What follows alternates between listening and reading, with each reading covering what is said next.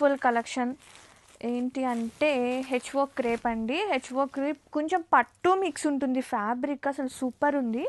Colour కూడా so different అండి, like 90% dark deep maroon ఉంటుంది, 10% డీప్ రెడ్ మిక్స్డ్ కలర్ అనమాట.